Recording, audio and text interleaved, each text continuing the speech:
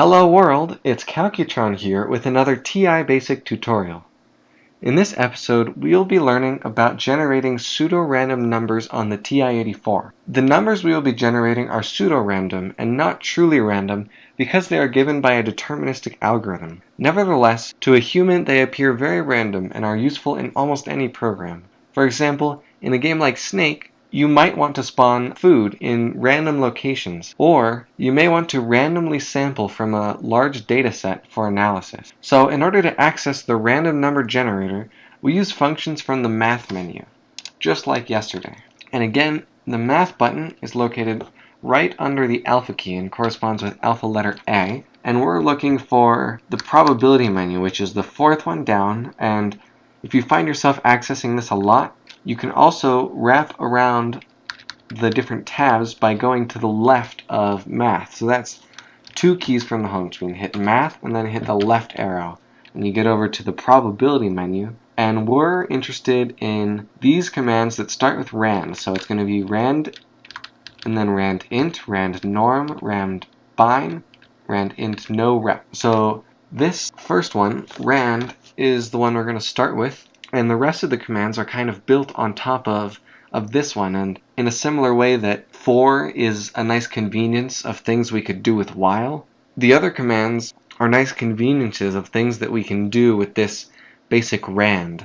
So let's see what happens when we execute rand. We get a number, and if we run it again, so you can get your last command by hitting second enter, and it will come back and you can change it. Or if you just want to run your last command again, if you have nothing in your prompt yet, you can just hit enter and that will run the last command. So you can see we're getting a good distribution of random numbers, and this is from a uniform distribution that goes from 0 to 1, including 0 and excluding 1. But it would be very rare to ever see numbers close to 0 and close to 1.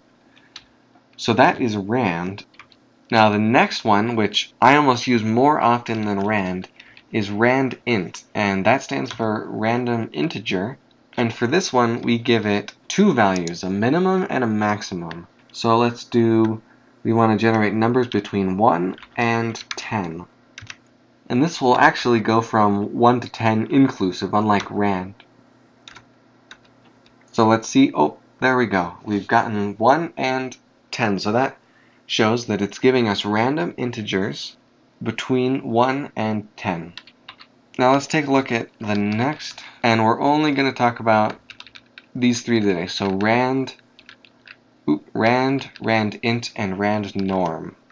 So rand norm stands for a random sample from a normal distribution. And so instead of giving it a start and an end value, we give it a mean and a standard deviation. And if you don't understand what these things mean, you don't know what a normal distribution is or a standard deviation, then don't worry, we probably won't be using this very often.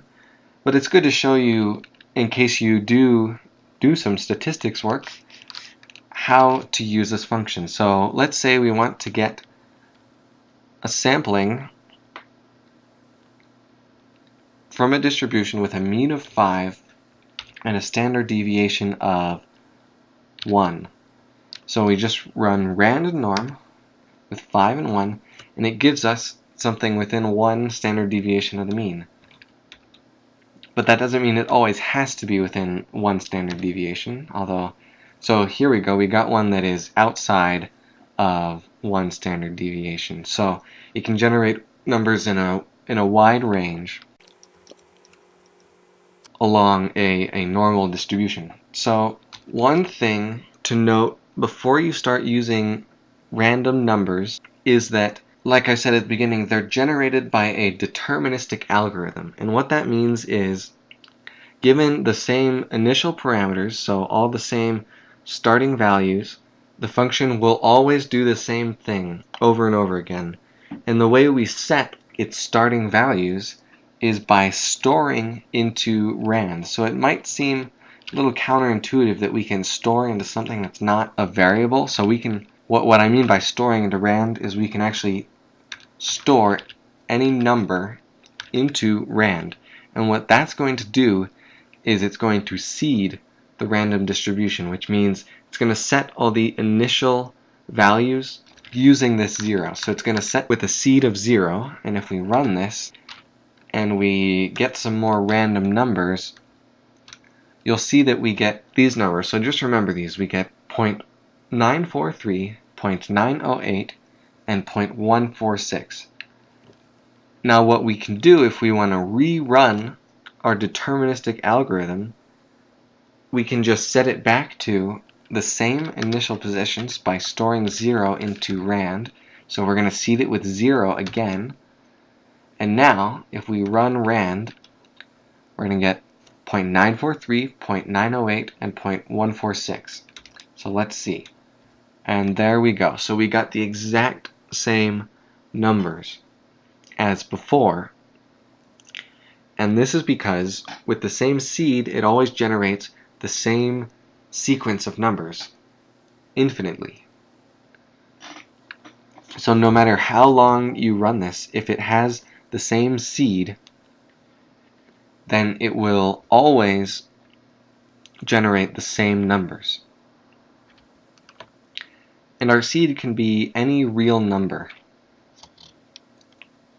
So we've been doing 0. We can also seed it with 5. And now if we run rand, we get 721. And we can reseed it at 5. And now we get 721.